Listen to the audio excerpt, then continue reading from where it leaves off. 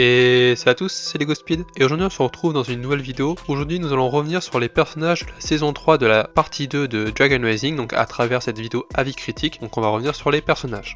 Mais évidemment la vidéo comporte des spoils sur l'intégralité de la saison 3, donc si vous n'avez pas vu quelques épisodes ou si vous n'avez pas vu les derniers épisodes de la saison 3, fuyez, pauvre fou. On va commencer par un personnage qui n'est d'autre que l'antagoniste principal de cette saison, vous l'aurez deviné, c'est Croc de Tonnerre, on aurait pu dire Raz mais on va aller sur Croc de Tonnerre. Alors pour ma part je suis mitigé par rapport à son développement. Son introduction s'est faite avec les 5 bannis qui avaient tout un plan pour le libérer, mais sans leur intervention on va dire, il n'aurait pas été libéré. Donc avec les 5 lames prismatiques, je vous rappelle un peu le speech, les 5 bannis, les 5 lames prismatiques, donc Croc de Tonnerre s'est fait libérer par la suite. Malgré qu'il soit extrêmement dangereux pour les royaumes fusionnés, le fait qu'Arin ait lancé grâce à son Spinjitzu objet, il l'a touché et paf il s'est désintégré. Donc j'ai trouvé ça facile au début, mais rien n'est perdu parce qu'on a expliqué par la suite dans la saison 3 partie 2 que bah c'était au niveau des âmes, on avait plus une explication là-dessus, donc c'était un peu plus logique. Mais voilà, ce qui m'a embêté c'est son développement, c'est que d'accord il veut devenir un dragon source, que le conseil des dragons sources lui ont refusé après la guerre des dragons et des Oni au tout début des temps, mais pour moi il manque quelque chose pour le personnage. Pour parler maintenant du coup des 5 bannis, cela me fait le même effet. On a eu un peu le teasing de Raz qui voulait libérer les 5 bannis lors de la lune de sang, mais au final il y a eu trahison sur trahison, et pareil Croc de Tonnerre a trahi les 5 bannis, donc trahison sur trahison, c'est pas bon au niveau du schéma pour les personnages je trouve, mais ça reste mon point de vue, ça reste mon avis, donc voilà. Mais après que les âmes se soient du coup fait voler par Croc de Tonnerre alors qu'ils s'étaient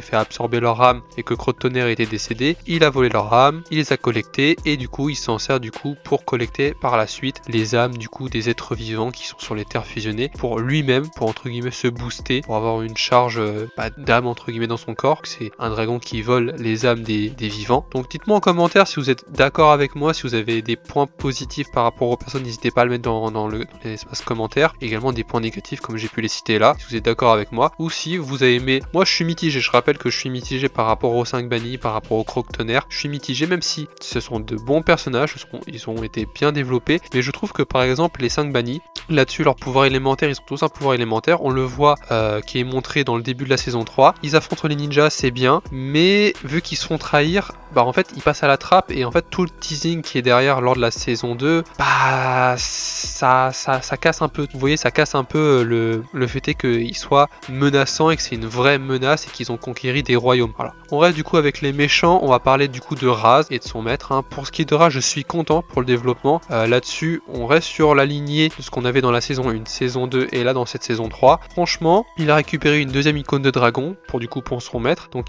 je pense qu'au niveau des autres icônes, je pense qu'il va en récupérer encore 3-4, un truc comme ça. Peut-être qu'il va en avoir besoin de 6. Je dis un chiffre qui me vient comme ça, mais je pense qu'il aura besoin de peut-être 6 icônes de dragon pour faire quelque chose avec un sortilège, un rituel, je ne sais pas. Mais même s'il n'y a plus Arin qui est dans ses pattes, dire qu'il ne l'accompagne plus, il a quand même d'autres plans en tête avec son maître et du coup c'est quelque chose que j'ai bien aimé dans cette saison. Son développement, ses combats, tout ça, franchement tout était nickel. À chaque fois que je le voyais, j'étais content. Du coup à la fin de la saison, je précise, il a capturé Maître Wu, donc il a bloqué également les portails des 16 royaumes. Il n'y a pas à dire, j'adore vraiment le personnage de Raz. Là-dessus, j'ai hâte de voir qui c'est son maître. Donc on y vient. Pour ce qui est de son maître, j'avais fait la théorie que c'était un dragon source, je reste là-dessus. Certains avaient fait la théorie que Maître Wu serait du coup le maître de l'ordre de Raz. Ça s'avère faux. Pour moi, logiquement, même son corps est quelque part à Maître Wu et du coup son esprit qui est là, qui s'est fait capturer dans le coffre de où Raz avait enfermé Squelette dans la saison 2. Bah pour moi là-dessus, Maître Wu ne peut pas être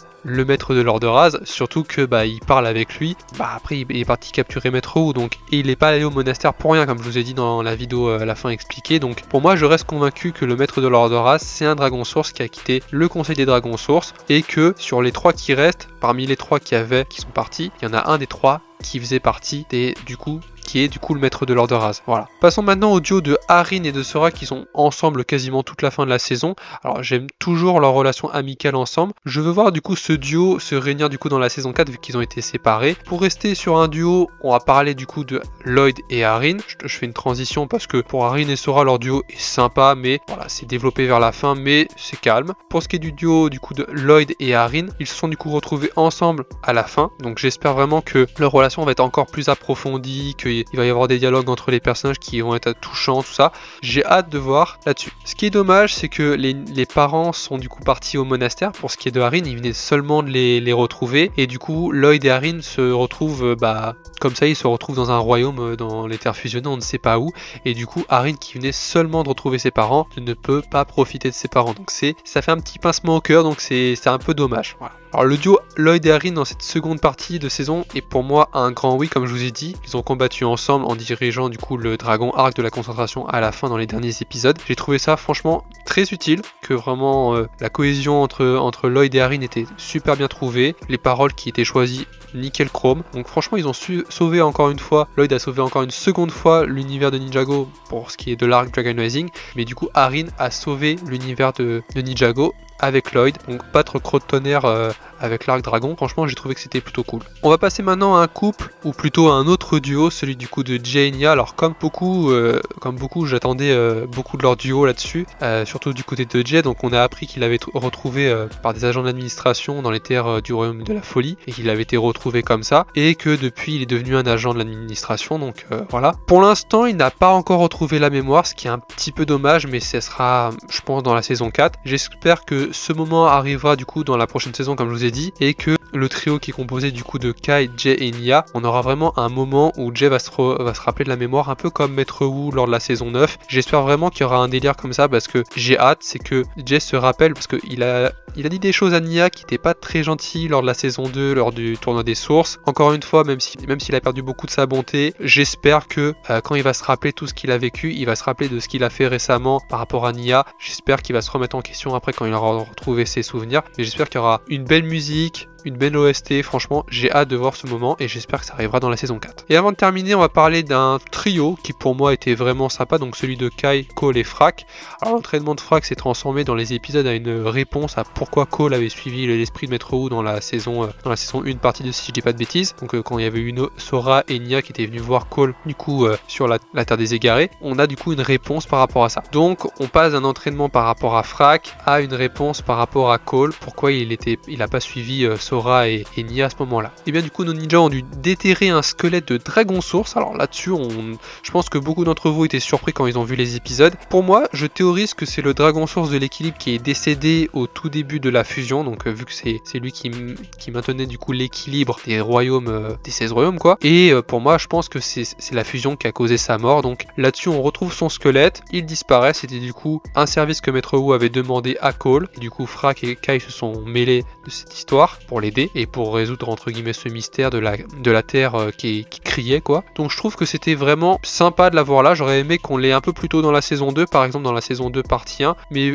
je comprends pourquoi ils ont mis ça seulement dans la saison 3, parce que le placer dans la saison 2, je sais pas si ça aurait été utile ou si ça aurait été un peu trop gênant, si ça aurait été cohérent là-dessus, voilà. Après pour parler de leur combat contre les dragoniens pour ce qui est de Cole, Kai, Frack, j'ai trouvé ça franchement très bien, que ça soit d'abord du coup sur la Terre des Égarés, c'est quelques temps à la Terre des Égarés, et donc on voit Knort, on voit les dragoniens qui du coup enlèvent les âmes des fouineurs, de squelettes, tout ça, donc ça booste un peu Cole, donc il était temps de revoir Cole en action depuis la saison 3 partie 1 où on avait quasiment rien, mais cette fois Cole, comme je l'ai dit, c'était franchement il a fait la tête brûlée, il a fait une caille quoi, il a combattu Knort, sauf que du coup Knort et les dragoniens ont piqué son âme, donc ça l'a un peu mis sur le banc de touche à la fin, ce qui était un peu débile, mais il fallait montrer entre guillemets dans l'équipe que même les ninjas peuvent se faire voler leur âme. Peut-être qu'un autre ninja, ça aurait pu être intéressant, qu'un autre ninja, je sais pas qui, n'hésitez pas à le dire en commentaire, qui vous aurez vu qui aurait pu se faire voler son âme, par exemple son âme par rapport du coup, je sais pas, on aurait pu avoir Brazera, vu que, je sais pas, je dis un nom qui me vient comme ça, mais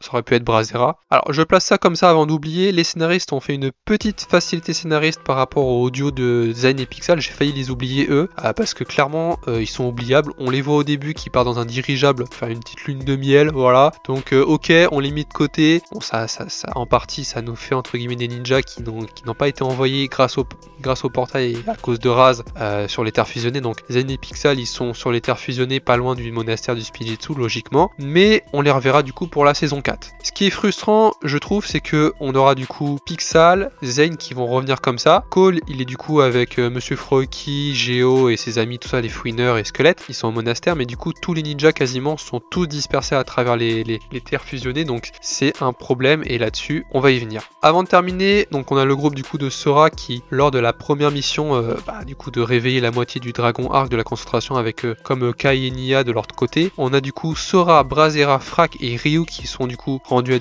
à Ninjago pour réveiller le dragon. Donc après tout ce qui s'est passé, ce groupe là, du coup il va être téléporté à un endroit précis. C'est peut-être la vallée dont on parlait dans la vidéo précédente, je vous ai fait par rapport à la fin expliquée. Et pour ce qui est des autres groupes, que ça soit Lloyd et Arin, c'est une forêt. Il y en a, ils m'ont dit c'est peut-être Shima, prends ce que vous m'avez dit dans la vidéo hier. Je m'enregistre dimanche 14 du coup septembre, hier la vidéo est sortie. Donc certains m'ont dit Chima, peut-être le royaume de non-retour vu que la neige est moins présente.